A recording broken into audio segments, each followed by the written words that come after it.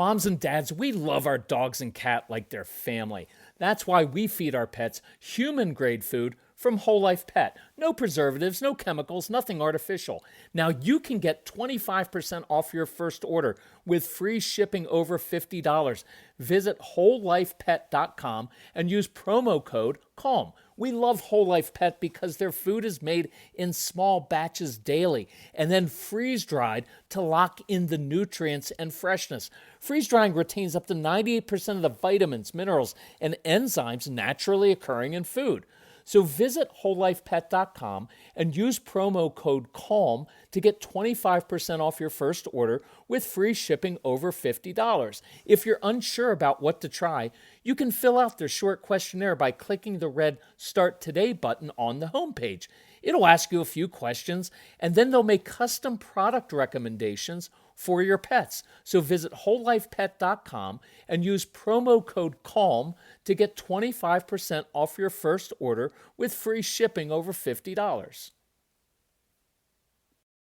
When you bring your child home for the first time, you want a baby monitor you can trust. When you choose Stork, you choose technology trusted to monitor 10 million babies in hospitals every year. Stork continuously tracks your baby's pulse rate, oxygen saturation, and temperature. Visit MassimoStork.com to learn more. Stork, a revolutionary baby monitor, is born. Stork is not a medical device. Read and understand all product labeling. Massimo data on file. How many of you have been told that kids are supposed to be immediately obedient? Or maybe you were raised with that awful little saying, obey right away, all the way, with a happy heart. And now you have a strong-willed child who I can guarantee will never listen the first time. And you're going to be judged. You're going to question yourself as if you are doing something wrong. And I want to show you a different way. That is what we are going to discuss on today's episode of the Calm Parenting Podcast. So welcome, this is Kirk Martin, founder of Celebrate Calm.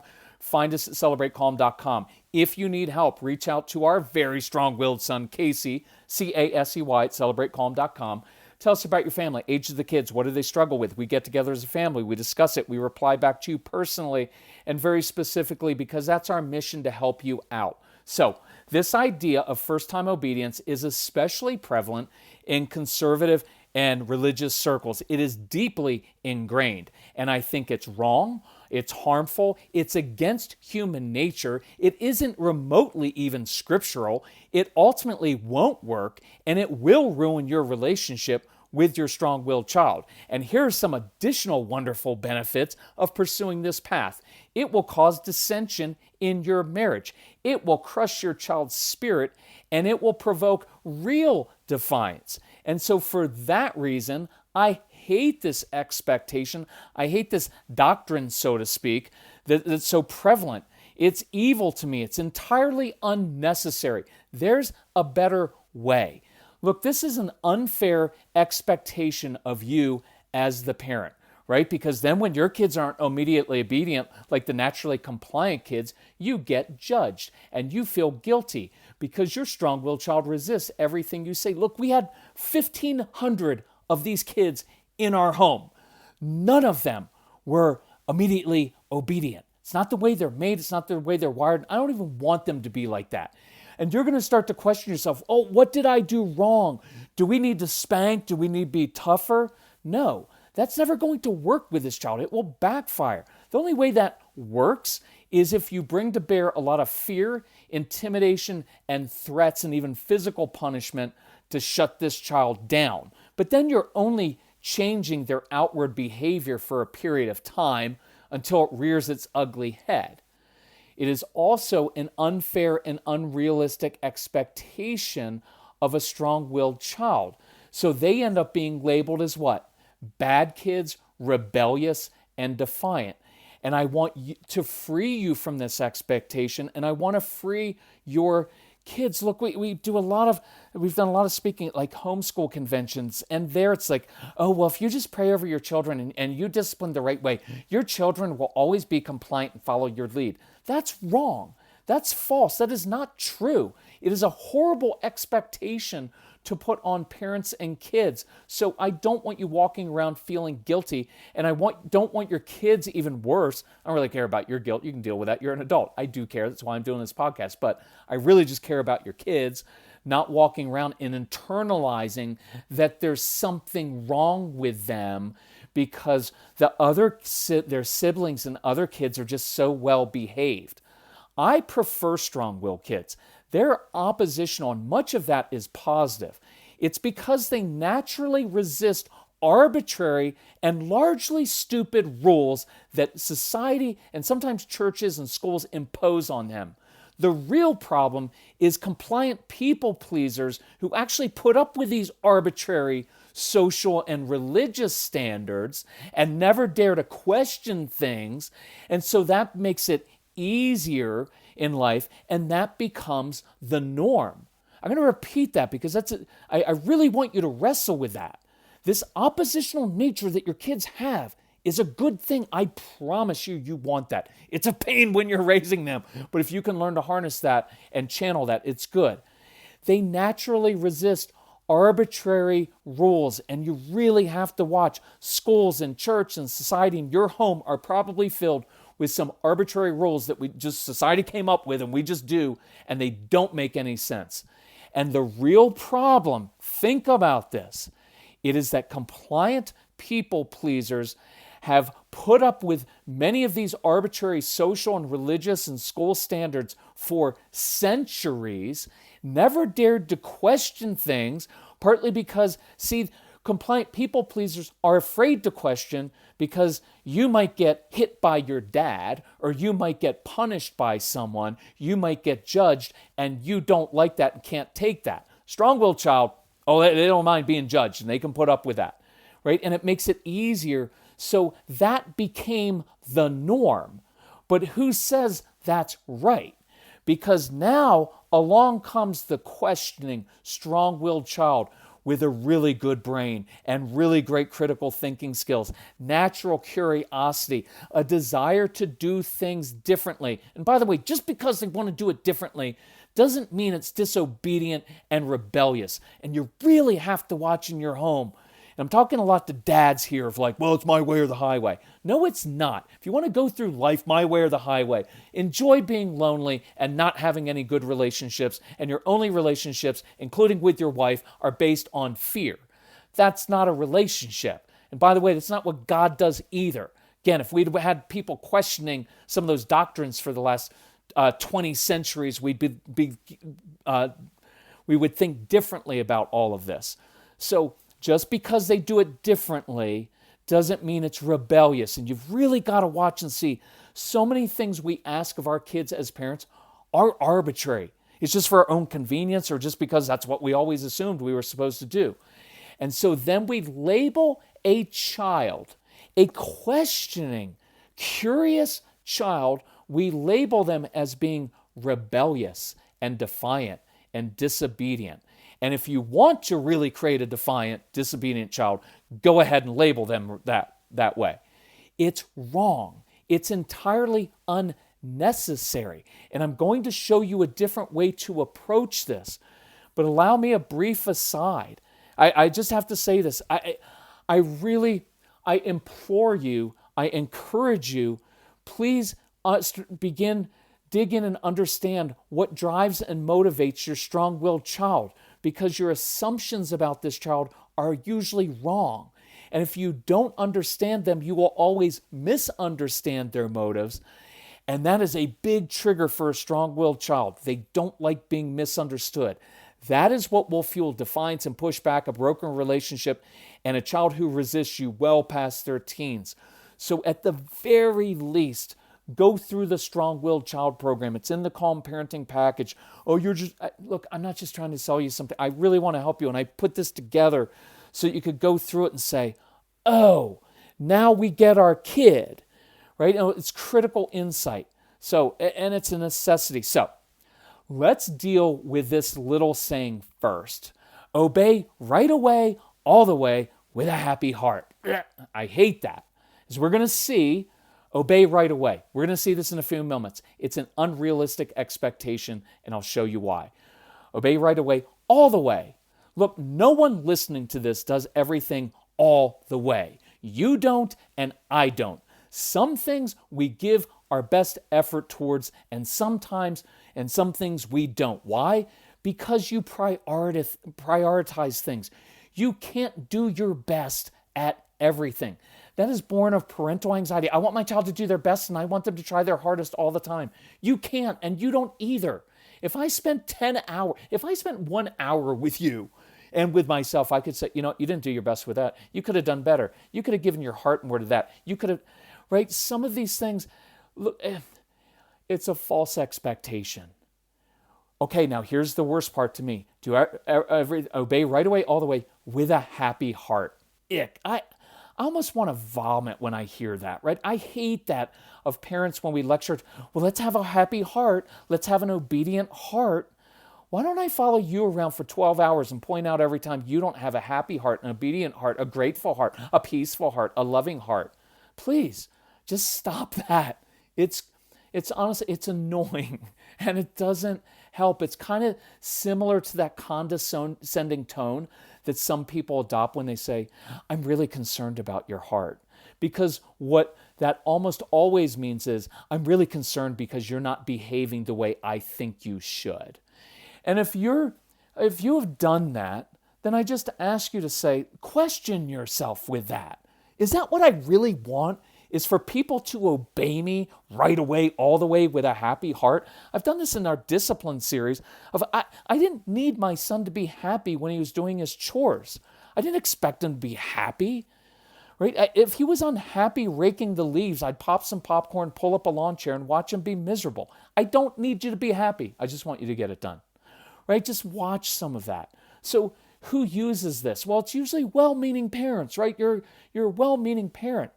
But it's also people who have this view that God is a factory foreman who marches around the factory floor all day, commanding people to do things all day long. And their job is to simply and fearfully say, right away, sir. Yes, sir. Don't fire me, boss man. Well, that's a wrong view of authority figures. That's not what a good authority figure does. So here's something to think about. And this is for another podcast. If you find this helpful, email me and I'll do a whole podcast on it. But it trips people up all the time, especially in religious circles. I didn't want to have an obedient child. I wanted to have a responsible child. See, an obedient person carries out the wishes and largely arbitrary commands of an authority figure. This is not what I wanted my son to do in life. We raised him to be responsible. That means he gets to use his brain and sometimes do things in different ways to accomplish the same goal, but to do it even better. See, now when Casey was little, I wanted a rule follower. Why? They're easier to raise. I just be a dad and command him to do stuff and he just does it because he's afraid I'm going to be mad at him or pull the belt out on him like my dad did. But there's a ceiling on how far in life obedient people go because they merely respond to other people's directions and commands. But I love the fact that Casey is a responsible kid. Look, the other day I went over to his other job with him. He works here, Celebrate Calm, so reach out to him. But he's also general manager of the largest catering company, and he does this on the side in Jackson Hole, Wyoming. So we went over the pass, over there, and I was working in the hotel lobby because he was preparing for an event the next day. And the general manager of the entire hotel catering operation, the whole company, came over and said, "Are you Casey Martin's dad?" Now, look, when he was a little kid, I'd respond no, because that question usually preceded someone telling me that he was getting in trouble. But the GM told me, "Your son's a rock star. We love him." And why is that? Because they never have to worry about Casey because he runs the show and he handles everything without being told exactly how to do it. And he can handle things on the fly and he can handle, I always joke, he handles conflict well because he created so much of it as a kid. But look, I'll throw this out. I didn't want a well-behaved child or an obedient child. I wanted a responsible child who, when he grew up, would be a responsible adult. It's a different focus.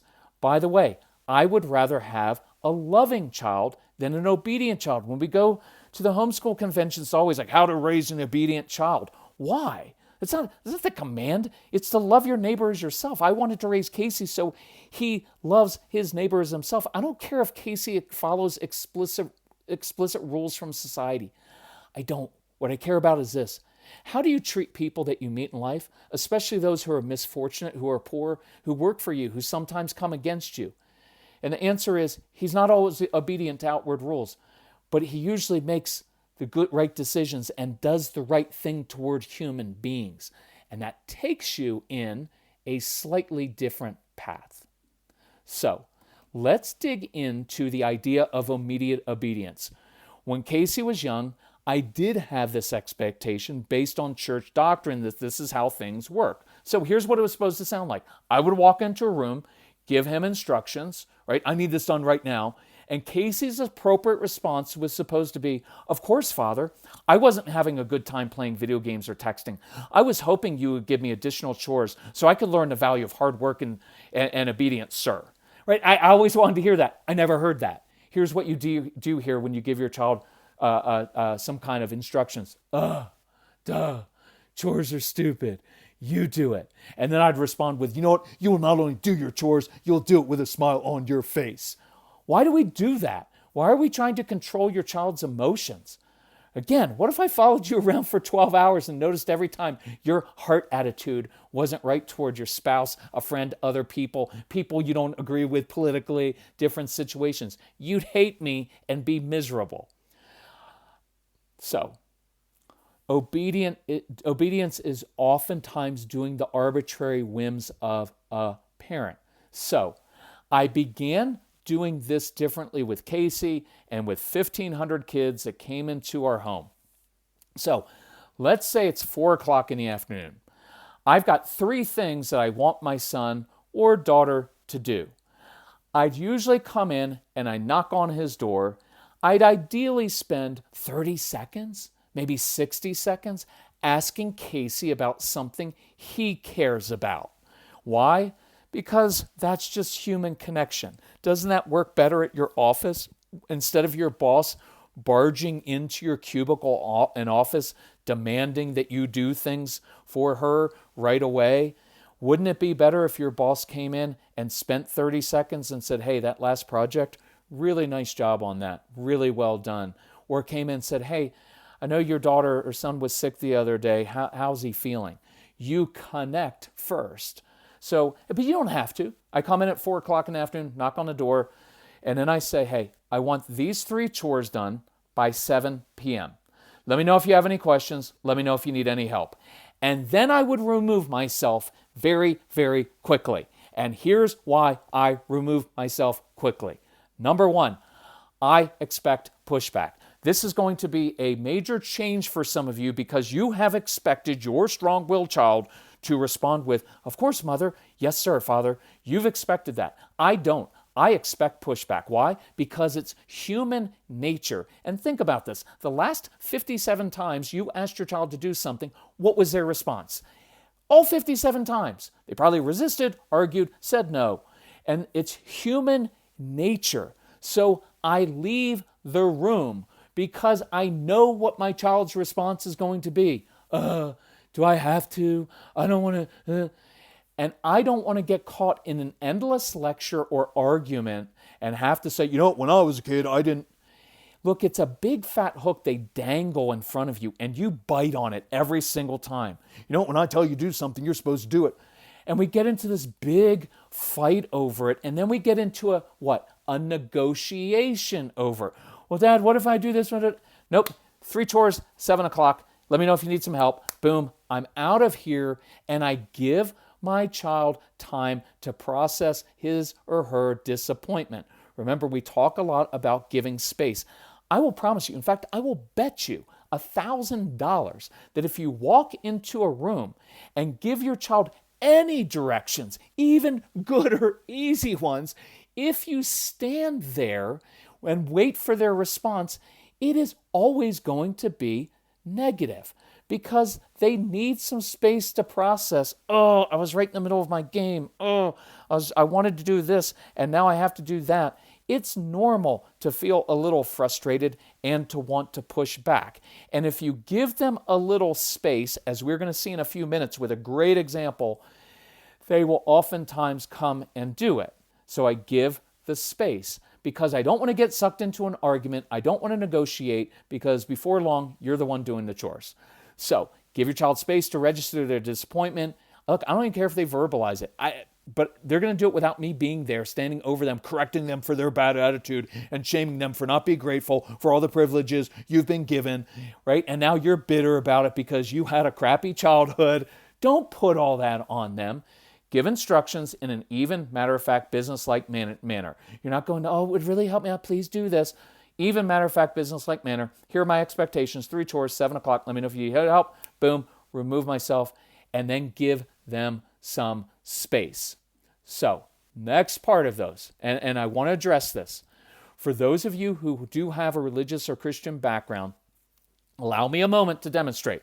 And for those of you who are not religious, I think you'll find this helpful because it's all human nature, right? So, God does not expect immediate obedience because I don't see it anywhere, Old Testament, New Testament, and here's why. God calls Moses out of a burning bush and says, Moses, lead my people out of the wilderness. What was Moses' response? He argued with God. I don't have a good speaking voice. And God's probably like, I just spoke to you out of a burning bush. I think I could give you the words, right? It's like, I haven't taken the Covey leadership seminar. I'm not a good leader. The God of the universe calls out to Moses. Moses believes it's God talking to him. And what does he do? Argues with him so much that God kind of gets frustrated with him. God tells Abraham, you're going to be the father of many nations. Right? And your wife, Sarah, is going to give birth to a child. Was Abraham immediately obedient in believing that? No. He went and had relations with the servant girl. And that worked out really well in the family. Look, King David, this isn't so much about immediate obedience. It's just recalibrating your thoughts because it's all this thought of like, well, all the leaders in the Bible, they were all good people and all they did the wrong thing. Not so.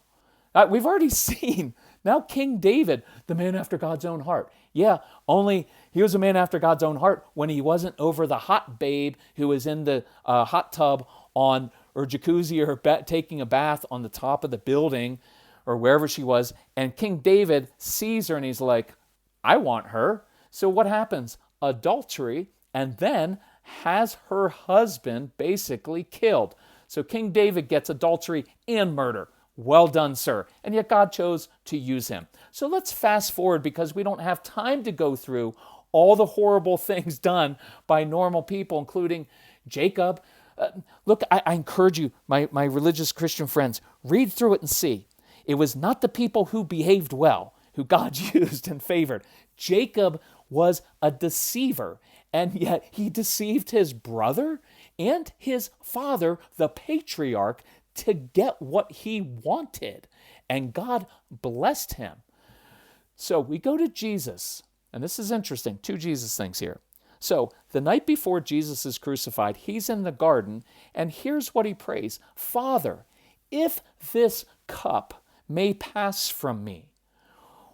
He said, if it may pass from me. What was he asking? Is there another way? Because if I go to the cross, I'm going to be separated from you. He was questioning, right? So that's normal behavior. So here's my favorite one. Great parable. Jesus tells, there's 2 sons, and a father tells his sons, hey, go into the vineyard and do my work. And watch how this kind of plays out. The one son was the one that we all want. Why, of course, Father, I love vineyard work. Only he didn't go and do the work. He was like the Eddie Haskell of his time who said the right thing but didn't go. The other son was the one that we all have. Vineyard work, stupid, not going. Only Jesus says later, he changed his mind, went into the vineyard, and did the father's work. And Jesus, not me, said, which of the 2 sons was obedient to his father? It was the initially resistant, the initially mouthy one who didn't do it. There was no first time obedience there, right? He did it later. And I promise, if you read through Scripture with fresh eyes, you will say, it is usually the well-behaved, obedient kid who has the bad heart. Read the story of the prodigal son. It is the good one who, what does he say at the end? Father, I have always done everything you have asked. And he had a nasty little heart toward his brother. It was the prodigal son. It was the strong-willed son who's like, I'm going out into the world and I'm going to make it, and I'm going to do some stuff. I'm going to go do some hard living, who came back and who had the good heart. And yet the church has screwed this up royally for centuries. So, look, in my ideal world, the strong-willed kids are the ones I'm favoring, and I'm spending more time trying to please get the people-pleasing, compliant kids to stretch out of their comfort zone and question some things and color outside the lines and take chances and take risks, because that's what it takes to be successful in life. So back to our story, our example. 3 chores, 7 o'clock. I remove myself quickly. One reason is because I expect pushback. I expect it. It's going to happen. So now I don't have to stand around arguing over it and getting triggered by it. The second reason I remove myself is because I know this as well.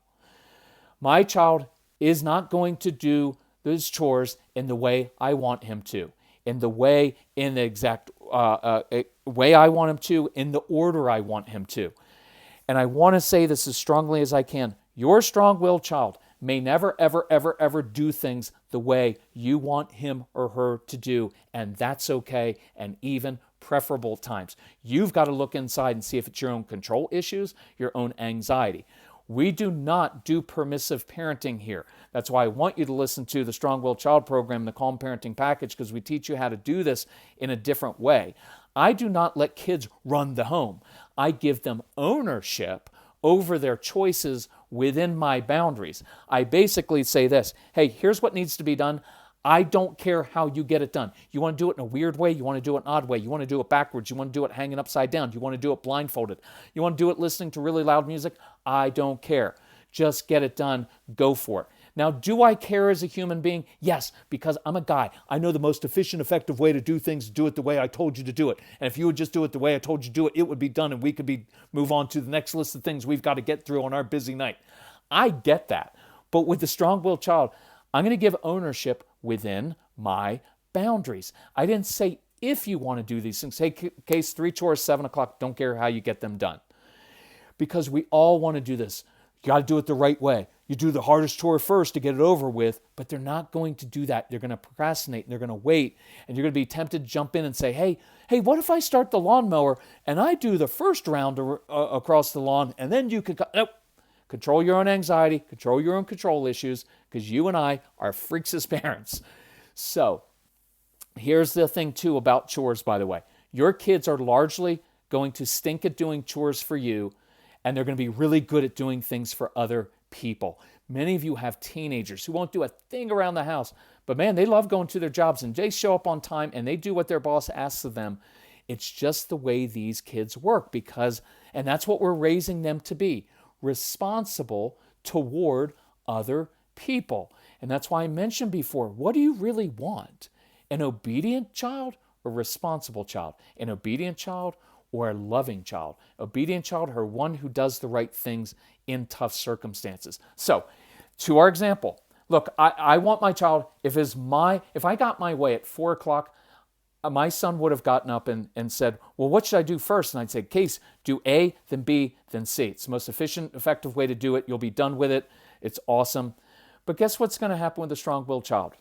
At 5 o'clock, have they done any of their chores? Nope. At 6 o'clock, done anything? Nope. 6:15, you're going to be like, you know what? I don't even drink, but I'm tempted to drink because it's 6:15. They haven't done a thing. And finally, at 6:34, they get off their butt to finally start doing their 3 chores. And your first thought, if you're a type A dad or mom like me, is, they didn't leave enough time. They only have 26 minutes to get their 3 chores done. Now they're going to do a half job, you know what I'm saying, to get that done. Why? Because you got to do everything to the best of your ability. Chill, moms and dads. So I want them to do A first. What is your strong-willed child going to do at 6:34? He's going to do C. Why? I don't know. I do know actually. It's because they often want to do things differently because they don't like being compared. Watch that. If you are a high-achieving parent, I see this a lot with parents. Both parents are like doctors or attorneys or like some corporate titan or someone really important, and the child's like, "There's no way I can compare to that. I don't even like school." And both my parents have master's degrees and a PhD. And so sometimes they want to do it a different way. Why? Well, sometimes because it's just creative. It's just different because they just like to. There's nothing wrong with that. Just about everything we enjoy in life comes because people wanted to do things in a different way. It's called innovation. Okay, so they do C. What are they going to do next? A or B? Neither. They're going to do Z. You know what Z is? It wasn't even on my list. I didn't even ask you to do that. How many of you have kids who are going to frustrate you because you're like, I didn't even ask you to do that? But somewhere on the way from doing C to B, they walked by the bathroom and they looked in and they looked at the toilet and they thought, be interesting to take the toilet apart and not put it back together. Because you have kids who love to tinker with things. And I mean this with all my heart. In this scene, the most important thing that child will have done that evening was to take apart that toilet, was to tinker with things, to see how things work, to pursue their curiosity. But Kirk, they didn't get their chores done in the appropriate way when they get older. I don't care. I want them pursuing their curiosity. Does that mean that we let them get away with doing whatever they want? No. You've got boundaries. And at the end, I'll go through this. But if that child stopped somewhere along the way instead of doing my 3 arbitrary chores, and he did something really interesting and created something, sometimes, you know what I do? I go in and I'll sit down on the floor of that toilet and say, Tom, show me what you just learned. How does that mechanism work? And you will watch your child's eyes light up as he or she tells you, well, Mom, well, Dad, when you do this, it hits this and then this moves and that does. And actually, I just fixed it because it wasn't working the right way. And you will find and see in them, they have these amazing brains. They're just not amazing at following directions all the time, but they are amazing at being curious and learning and figuring things out. And by the way, that's what they're going to do one day in life. I don't want to raise kids. These kids, strong-willed kids are not going to go work for someone else for very long. They're not good at following directions and they don't like authority figures. So stop trying to raise them to be someone you want them to be. Stop trying to raise them according to your own convenience. I know it's easier if you just have compliant, rule-following kids because they're going to go to college and get a good degree and they're going to go get a good job and marry a good spouse and have good kids and do the whole, and it's easier. But that's not what I'm after, not how these kids are made. So after he does Z, what's he going to do? B. What's B? Sweeping the kitchen floor. Should be pretty straightforward. But strong-willed child's going to put the broom behind their back and between their legs and go backwards. And it's going to frustrate you to no end because if you do it that way, you can't get the crumbs in the corner. I get that. And finally, at 6:59 and 59 seconds, they do A.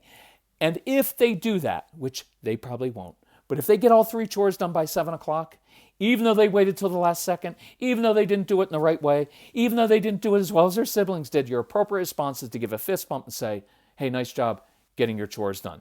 And then you have to walk out of the room and resuscitate yourself and do some heavy breathing, deep breathing, because it's hard, because they make it hard. Everything is hard, and I get that.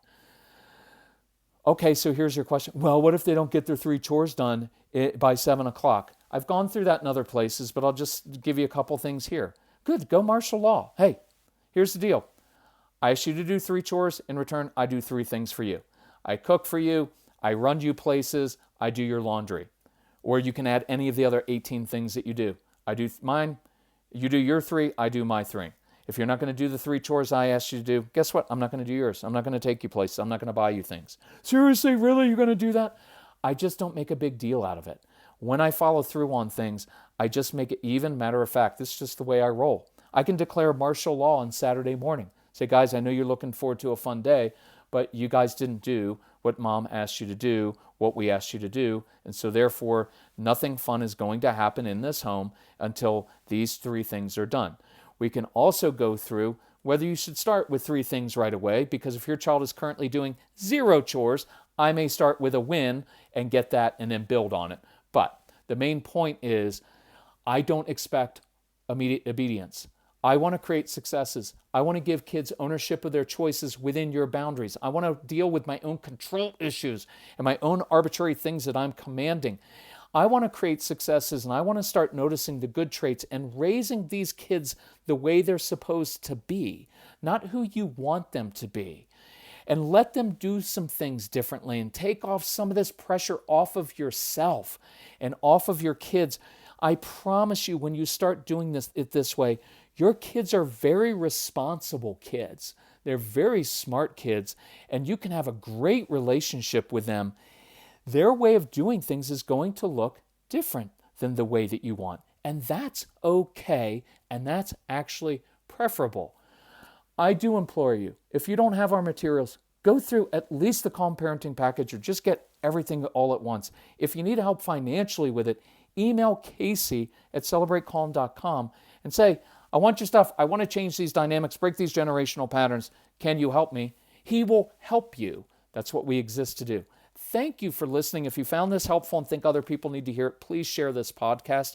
I know some of this stuff is hard because we're going after deeply ingrained beliefs that you have had your entire life and that are continually reinforced by all the important authority figures around you. I was just going to say, but they're wrong. I don't want to say that, but they're wrong. And so they are wrong. And I want you to have the courage to question things and to trust your own instincts and use your own eyes and notice, we tried this other way with a strong-willed child. We've been doing that for 4 years or 7 years or 10 years or 14 years or 17. It's not working. Maybe we need to try a different way. Trust your instincts. Push against things. If you need help, reach out to us. Love you all. Bye-bye.